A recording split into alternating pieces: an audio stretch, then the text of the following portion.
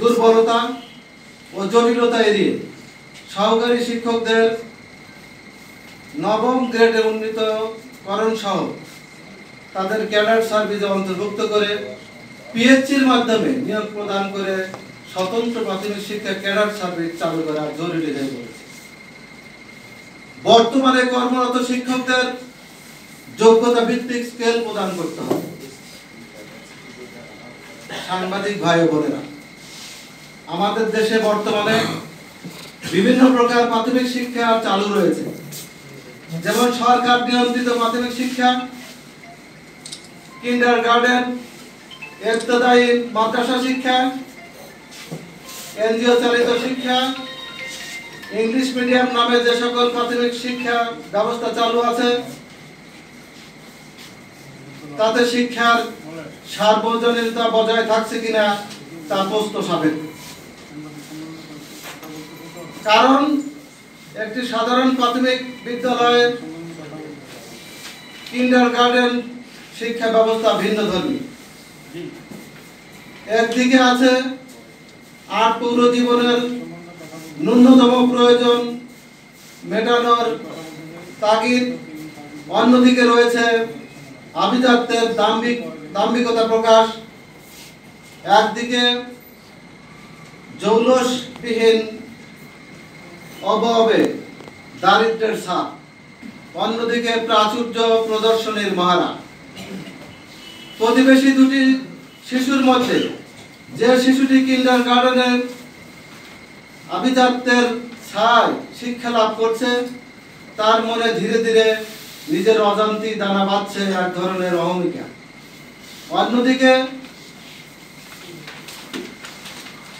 তার প্রতিবেশী শিশুটির চেয়ে চেষ্টাতর মনে করছে ধন, মান ও জ্ঞান সকল দিক থেকে। পক্ষান্তরে অবৈতনিক প্রাথমিক বিদ্যালয়ে পড়ুয়া শিশুটির অনুভূতিতে হীনমান্যতাবোধ বাসা বাঁধছে দিনে দিনে। আর এভাবে দুটি শিশুর মধ্যে গড়ে উঠছে এক অদৃশ্য দেওয়া। সমাজ হচ্ছে শ্রেণী বিভক্ত। এরূপ পরিস্থিতি কাম্য হতে পারে না। এজন্য সারা দেশে একই কারিকুলাম ও পাঠ্যসূচির আওতায় প্রথম শ্রেণী হতে অষ্টম শ্রেণী পর্যন্ত একীভূত শিক্ষা ব্যবস্থা চালু করা জরুরি প্রয়োজন। মানসম্মত বিশ্বমানের প্রাথমিক শিক্ষা নিশ্চিতকরণের লক্ষ্যে সুপারিশ। 1. প্রাথমিকে স্বতন্ত্র ক্যাডার সার্ভিস চালু করতে হবে। শুধুমাত্র সহকারী শিক্ষক, পুরুষ মহিলা, MA পাস বা সমমানের শিক্ষাগত যোগ্যতা সম্পন্ন নবম গ্রেডে পিএইচসির মাধ্যমে নিয়োগ প্রদান করতে হবে। 2. সহকারী শিক্ষক পদ ব্যতিরেকে উপরের সকল পদে নিয়োগ বন্ধ রেখে শুধুমাত্র সহকারী শিক্ষকদের মধ্য থেকে মেধা যোগ্যতা যাচাই সাপেক্ষে বিভাগীয় উচ্চ পদে শতভাগ পদোন্নতির মাধ্যমে মহাপরিচালক পদ পর্যন্ত নিয়োগ দানের ব্যবস্থা করতে হবে। 3.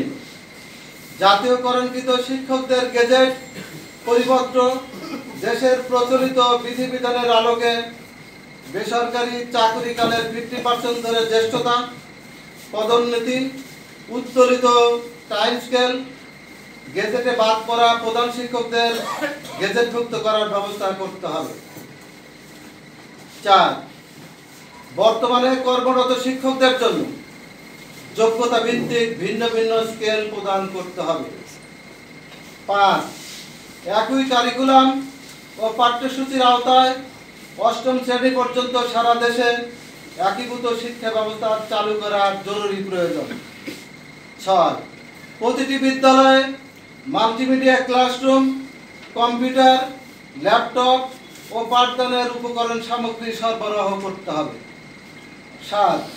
প্রতিটি বিদ্যালয়ের কাজ সুষ্ঠুভাবে পরিচালনার জন্য একজন অফিস সহকারী নিয়োগের ব্যবস্থা করতে হবে। বাকি বিদ্যালয়গুলিতে পিয়ন নিয়োগের ব্যবস্থা করতে হবে। 8. ILO এবং ইউনেস্কো সনদ অনুযায়ী প্রাথমিক শিক্ষা সম্পর্কিত সকল কমিটিতে ফলপ্রসূ সিদ্ধান্তের জন্য শিক্ষক প্রতিনিধি অন্তর্ভুক্ত করা প্রয়োজন। প্রিয় সাংবাদিক ভাই বোনেরা, পরিশেষে আমরা এই কথা বলতে চাই, বর্তমান অন্তর্বর্তীকালীন সরকার শিক্ষার উন্নয়নে 2030 সালের মধ্যে বিশ্বমানের শিক্ষা ব্যবস্থা বাস্তবায়নের লক্ষ্যমাত্রা নির্ধারণ করে উল্লেখিত সমস্যা ও তার সুপারিশ বাস্তবায়িত হলে প্রাথমিক শিক্ষা ক্ষেত্রে নির্ধারিত লক্ষ্যমাত্রা অর্জন করা সম্ভব হবে বলে আমরা বিশ্বাস করি। প্রিয় সাংবাদিক বন্ধুগণ, এতক্ষণ আপনাদের মূল্যবান সময় ব্যয় করে উপস্থিত হয়ে আমাদের বক্তব্য শুনছেন, এজন্য প্রাথমিক শিক্ষক সমিতির পক্ষ থেকে আন্তরিক কৃতজ্ঞতা ও ধন্যবাদ জানাচ্ছি।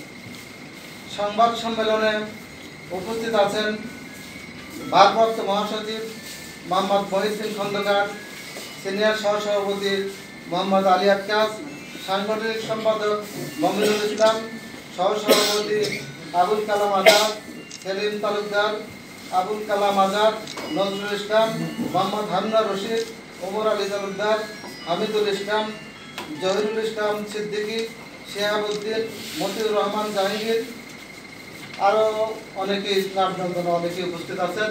সবারই নাম হয়তো তখন জানতে পারি নাই, এই জন্য আপনারা মনে কষ্ট করবেন না। সবাই যারা উপস্থিত হয়েছেন সবাই আজকের এই সভায় উপস্থিত বলে গণ্য হবে। সবাইকে ধন্যবাদ। আসসালামু আলাইকুম।